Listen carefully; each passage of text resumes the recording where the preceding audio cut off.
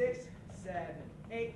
1, 2, 3, and 4, and 5, 6. We're here at BZU 3, and we have one of the teachers who just taught, Victor Kim. What's up, man? How's it going, Chris? Doing well. Now, so first of all, tell us what, Boogiezone really means to you and how you got involved with the whole thing. Boogiezone. Well, I went to Stool right across the street. Stool meaning school, of course. And, yeah, it's, the French comes out sometimes. But I would always come visit after work. I used to work at Chaw for Tea right there. And Boogiezone would always rehearse at Focus Dance Center. So I kind of, said hello every now and then. And I would always be really intimidated by all the dancers because everyone was really good. And I was a young man in college, still trying to find himself as a dancer. And I, admired Elm and what he was doing for the dance community. And I always thought it was really, really cool that they're so community-based and they're all about spreading the love and reaching out to people that maybe haven't danced before, So I've always respected what they do, and I'm really honored to be a part of it today. Now, is this your first time teaching at the intensive, BZU, or? This is my first time teaching for Boogiezone, period, actually. Elm had asked me a couple times, but I would always be out of town or something. But finally, I happened to be here, and it was a lot of fun. The kids were amazing. Very energetic. Yeah, tell me a little bit about your class, what kind of people showed up, and really what the vibe was and what you were trying to get out, have everybody get out of it. Wow. Well, first, I came like 30 minutes late. I had thought that the class was at 8, but it was actually at 7. So from LA, I drove like 100 miles an hour, and I somehow got here relatively on time. And yeah, it was cool. It was a packed class, and it was pretty diverse. There was a lot of like young kids there, very eager kids out there, and then there was some of the females were there too. That's always nice. The girls are trying to break too, and a lot of different people were there. And as far as what I like to teach is as far as I'm concerned, dance. Like when I teach, I think, of course, I'm teaching movements and things. But I like to instill, or at least plant, some seeds of thought about just different kinds of encouragement. Because I'll use the example of like a move, that maybe I really liked, but I couldn't do at the time. Then I was explaining how I just practice it every day, and I would just keep on trying, and eventually I'd be able to do it. And I try to use that as an analogy for anything in life. School goals. Asking a girl to prom, I don't know. anything that you want, if you know what it is and you know how to do it, you just got to do it. And I like to try to, introduce that idea if it's a new concept to people through my classes. And you've been doing so much. Why is it important for you to come back and teach, and what do you get out of teaching?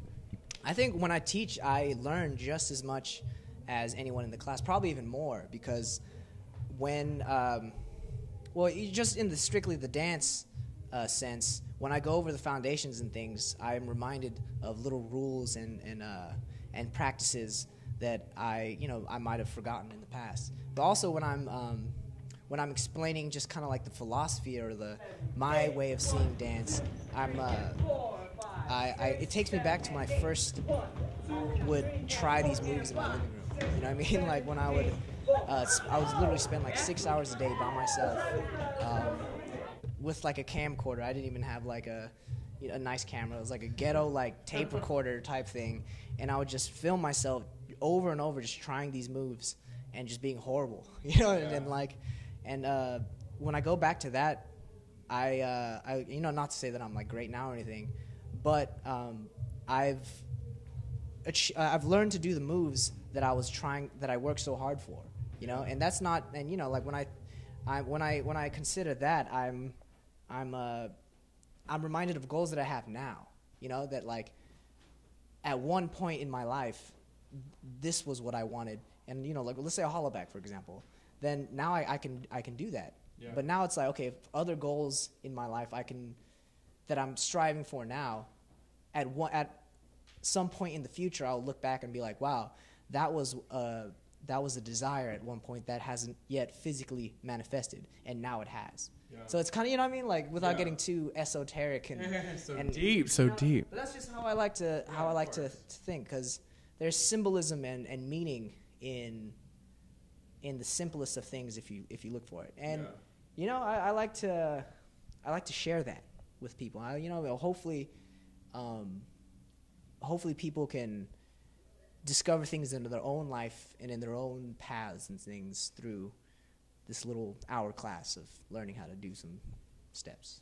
And since you're so deep, our very last question for you is, if you would have to come up with like a slogan for BZU to describe to everybody, like, you know, the experience, do you have like a slogan, like a sentence? Like a phrase? Like something we could put on like a BZU t-shirt kind of slogan. Okay, community, teach. Well, this isn't my words. This is from a b-boy named Po1. He's like one of the legends. He's like a pioneer. He has a saying that goes, "Each one teach one," and I like that, because it's basically like share what you. Well, the way that I interpret, I don't know what he means specifically, but share. You know, whether it's dance, whether it's ideas, smiles, laughter, I don't know. Just share with people, you know, each one teach one. And, of course, credit goes to Po1 for that saying. But, yeah, don't be afraid to contribute to the world. But on behalf of Peter and Stanley and Angelica and all of us, happy birthday. This is chocolate croissant? It is. How did you guys know? Oh, my God, I totally guessed. Do you really like chocolate croissants? I really do. Wow, thank you, Peter and Angelica. And Stanley and Amanda, Russell, me, all of us. Oh, thank you. It kind of like bends. It has a little like gangsta lean to it. Yeah, it's a little like, yeah, cool. So your birthday is like literally in less than 3 hours. Less than 3, yeah, wow. So happy birthday. You got to make a wish. Done. I can't share it, though. No, you can't share it. So you got to blow it out. Blow it out. All right. Yeah, thank you. Happy birthday. Thank you, Pac Rim. Yeah, Pac Rim loves us some Victor Kim. Well, thank you so much. Thanks, Chris. Your class was packed. The kids loved it. And hopefully next year, if you have time to come back and teach it. It's cool. All right, so we're at BZU. This guy's going to eat his croissant. It's his birthday from Pac Rim. And, yeah, BZU anniversary. 3-year anniversary. The last classes are going on right now. It's over. Shout outs to Teresa. She's teaching right now. Yeah. Beat Freaks. I love the Beat Freaks. You make me feel so nice when I'm around you.